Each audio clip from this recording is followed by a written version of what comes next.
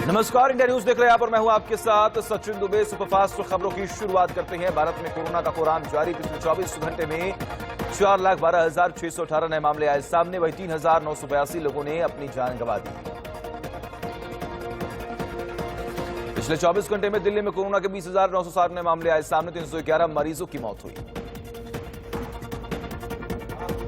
महाराष्ट्र में एक दिन में 57,644 नए मामले आए सामने। 920 मरीजों की मौत हुई। महाराष्ट्र में कोरोना मरीजों की संख्या 48 लाख के पार पहुंच गई है और अब तक कोरोना से 72,662 मरीजों की मौत हुई।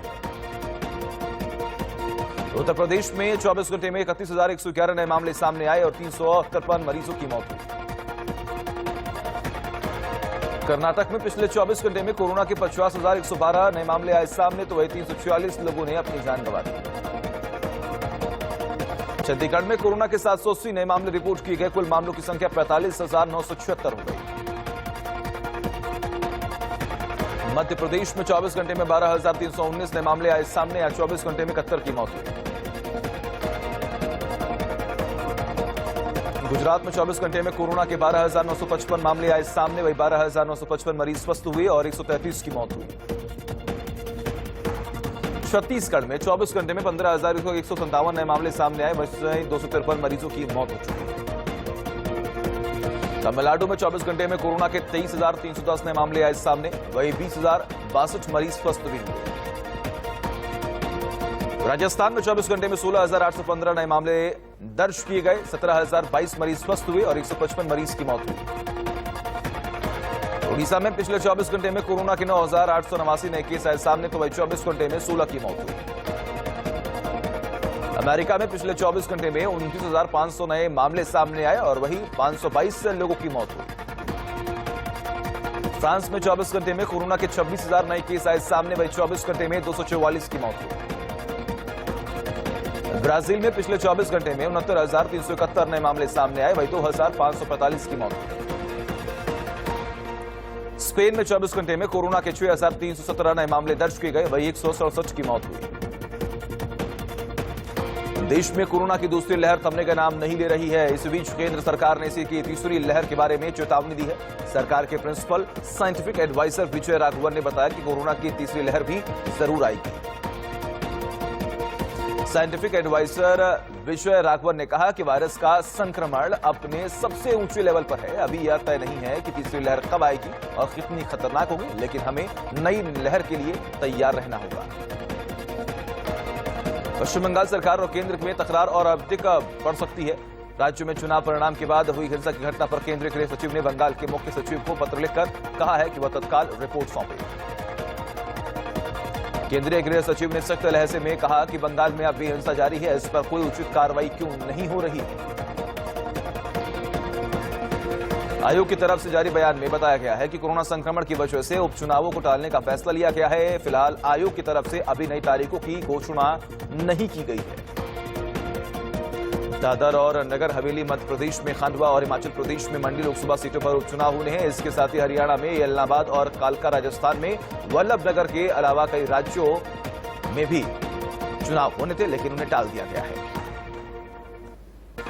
पश्चिम बंगाल की मुख्यमंत्री ममता बनर्जी शपथ ग्रहण के बाद एक्शन में आ गई हैं। राज्य में बढ़ रहे कोरोना वायरस के मामलों को देखते हुए ममता बनर्जी ने कई अहम आदेश भी दिए। मुख्यमंत्री के आदेशों के मुताबिक बंगाल में आज से लोकल ट्रेनें बंद रहेंगी। इसके साथ ही एयरपोर्ट पर सभी यात्रियों का आरटीपीसीआर टेस्ट किया जाएगा। साथ ही राज्य में मास्क पहनना अनिवार्य कर दिया गया है। तीसरी बार मुख्यमंत्री पद संभालने के कुछ घंटों में अंतर ममता बनर्जी ने 29 शीर्ष पुलिस अधिकारियों का तबादला कर दिया। इनमें से अधिकतर को विधानसभा चुनाव से पहले निर्वाचन आयोग ने तैनात किया था। कूच बिहार के पुलिस अधीक्षक देवाशीष धर को निलंबित कर दिया गया। कूच बिहार के सीतलकुची में एक मतदान बूथ पर हमला रोकने के लिए सीआईएसएफ जवानों की फायरिंग में 4 लोगों की मौत हो गई। मराठा आरक्षण को लेकर सुप्रीम कोर्ट ने बड़ा फैसला सुनाया है। सर्वोच्च अदालत ने शिक्षा और नौकरी के क्षेत्र में मराठा आरक्षण को असंवैधानिक करार दिया है। कोर्ट के फैसले के अनुसार अब किसी भी नए व्यक्ति को मराठा आरक्षण के आधार पर कोई नौकरी या कॉलेज में सीट नहीं दी जा सकेगी। सुप्रीम कोर्ट ने कहा है कि मराठा समुदाय का कोटा के लिए सामाजिक शैक्षणिक रूप से पिछड़ा घोषित नहीं किया जा सकता। यह 2018 महाराष्ट्र राज्य कानून समानता के अधिकार का उल्लंघन करता है। राष्ट्रीय राजधानी दिल्ली में चल रही ऑक्सीजन की किल्लत को लेकर सुप्रीम कोर्ट सख्त है। कोर्ट ने इस मामले में सुनवाई करते हुए मुंबई में बीएमसी के ऑक्सीजन मॉडल की तारीफ की है। कोर्ट ने केंद्र और दिल्ली सरकार को बीएमसी से इस संबंध में बात करने की सलाह दी है। कोर्ट ने कहा है कि बीएमसी से बात करके आपूर्ति प्रबंधन सीखा जा सकता है। कोरोना संकट के बीच रुड़की के बाद एक निजी अस्पताल में ऑक्सीजन खत्म होने से 5 कोरोना मरीजों की मौत हो गई। अब इस मामले में डीएम ने मजिस्ट्रियल जांच के आदेश दिए। उत्तर प्रदेश में कोरोना से बिगड़ते हालात को देखते हुए सरकार ने 4 दिन का लॉकडाउन बढ़ा दिया है। अब प्रदेश में सोमवार सुबह 7 बजे तक लॉकडाउन रहेगा। राजस्थान के जोधपुर सेंट्रल में बंद आसाराम की तबीयत बिगड़ गई है। स्वास्थ्य में गिरावट के बाद उसे एमजीएच कोविड सेंटर भेजा गया है। आसाराम कोरोना संक्रमित है। उत्तर प्रदेश की राजधानी लखनऊ में बड़ा हादसा हुआ है। ऑक्सीजन सिलेंडर की रिफिलिंग के दौरान सिलेंडर फटने से 3 लोगों की मौत हो गई है, जबकि 7 लोग गंभीर रूप से घायल हो गए। 3 लड़ाकू विमान राफेल का छोटा जत्था बुधवार को फ्रांस से भारत के लिए रवाना हो गया है। ये तीनों विमान भारतीय वायुसेना की राफेल विमान की द्वितीय स्क्वाड्रन का हिस्सा होंगे। कोरोना संकट के बीच गुरुग्राम में एम्बुलेंस चालक हड़ताल पर चले गए हैं। हड़ताल की वजह से मरीजों को काफी परेशानियों का सामना भी करना पड़ रहा है। वाराणसी में कोरोना से निपटने की कवायद प्रशासन ने शुरू कर दी है। वाराणसी में अस्थायी कोविड-19 अस्पताल बनकर तैयार हो गया है, जिसमें जल्द ही कोरोना पेशेंट का इलाज शुरू हो जाएगा। सीतापुर में पंचायत चुनाव के परिणाम आने के बाद उपद्रवियों ने जमकर उत्पात मचाया है। पुलिस चौकी के सामने जमकर तोड़फोड़ की है, जिसके बाद पुलिस ने 2 दर्जन से अधिक लोगों को हिरासत में भी ले लिया है। कुशीनगर में चुनाव जीतने के बाद प्रधान प्रतिनिधि का विवादित बयान आया सामने। पंचायत चुनाव को उन्होंने भारत पाकिस्तान की लड़ाई करार दिया। कोटा में ऑक्सीजन की किल्लत के करीब बीच में 5 दोस्तों ने अपनी लग्जरी कारों को इमरजेंसी अस्पताल बना दिया। 4 मरीजों को कार में ऑक्सीजन लगाई गई, जबकि 2 मरीजों के घर ऑक्सीजन सिलेंडर पहुंचाया गया। सीकर के थोई थाने में तैनात महिला कांस्टेबल ड्यूटी के बाद लोगों को संक्रमण से बचाने के लिए मास्क बनाकर वितरण करती है, जिसके बाद आईजी सहित कई संस्थाओं ने शीला मीणा को सम्मानित किया। मुंबई क्राइम ब्रांच के बांद्रा यूनिट ने छापेमारी कर 2 ड्रग्स पैडलर्स को गिरफ्तार किया है। दोनों के पास से 100 ग्राम एमडी ड्रग्स बरामद हुआ, जिसकी कीमत 11 लाख रुपए बताई जा रही है।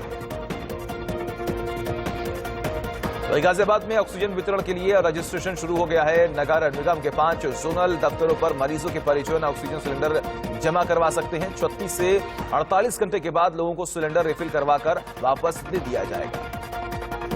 अमेरिकी महिला ने फ्लाइट में उड़ान के दौरान बेटे को जन्म दिया। बताया जा रहा है कि बच्चे के जन्म 7वें महीने में ही हो गया है।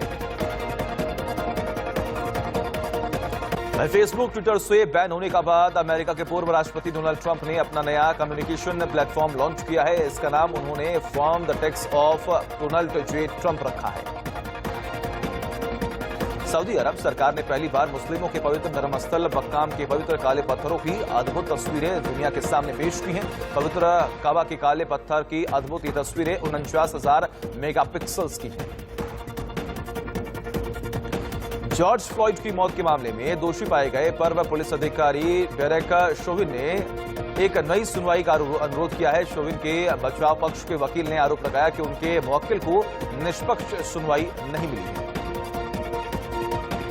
भारत और ब्राजील समेत दुनिया के कई देशों को अमेरिका की तरफ से 10% वैक्सीन 4 जुलाई तक पहुंचा दी जाएगी। यह जानकारी अमेरिका के राष्ट्रपति जो बाइडेन ने दी। नेपाल के प्रधानमंत्री केपी शर्मा ओली ने संसद में बहुमत खो दिया। महीनों की उठापटक के बाद नेपाल की कम्युनिस्ट पार्टी ने आखिरकार प्रतिनिधि सभा में ओली सरकार से समर्थन वापस लेने की आधिकारिक घोषणा कर दी है। इजराइल के प्रधानमंत्री बेंजामिन नेतन्याहू के लिए एक गठबंधन सरकार बनाने की समय सीमा खत्म हो गई है, जिसके बाद 12 सालों में पहली बार उन्हें विपक्ष में बैठना पड़ेगा। रिजर्व बैंक ने ग्राहकों को बैंक अकाउंट में दिसंबर तक केवाईसी अपडेट करने की छूट दी है। इसके बाद दिसंबर तक केवाईसी न कराने पर भी बैंक कोई कार्रवाई नहीं कर पाएगा। पेट्रोल और डीजल की कीमतों में फिर से बढ़ोतरी होने लगी है। दिल्ली में पेट्रोल की कीमत 90.74 रुपए लीटर, जबकि डीजल की कीमत 81 रुपए 12 पैसे प्रति लीटर हो गई। दक्षिण कोरिया की सबसे अमीर महिला होंग राही को 51,700 करोड़ की संपत्ति मिली है। सैमसंग समूह के पूर्व चेयरमैन ली कोन ही की संपत्ति के हस्तांतरण के बाद उन्हें सैमसंग इलेक्ट्रॉनिक्स के 8.3 करोड़ शेयर प्राप्त हुए। कैबिनेट की समिति ने आईडीबीआई बैंक के विनिवेश और मैनेजमेंट कंट्रोल के ट्रांसफर को लेकर अपनी मंजूरी दे दी है। कैबिनेट की ओर से एक प्रेस रिलीज जारी कर इसकी जानकारी दी गई है। कोरोना संकट के बीच वॉल्ट, डिशमी और स्टार एनटीआर ने भारत को 50 करोड़ देने की घोषणा की है। इस राशि से ऑक्सीजन कंसंट्रेटर और वेंटिलेटर समेत महत्वपूर्ण स्वास्थ्य उपकरण खरीदे जाएंगे। आईपीएल स्थगित होने के बाद इंग्लैंड के खिलाड़ी अपने देश पहुंच गए हैं, जहां उन्हें 10 दिन का क्वारंटाइन में रहना पड़ेगा। English football club Manchester city ने चैंपियंस लीग में फाइनल की जगह बना ली है। टीम ने सेमीफाइनल के दूसरे लीग में पीएसजी को 2-0 से हराया है। मैरी कॉम टोक्यो ओलंपिक के लिए क्वालिफाई कर चुकी हैं। अब ओलंपिक की तैयारी बॉक्सर मैरी कॉम पुणे स्थित सेना खेल संस्थान में करेगी।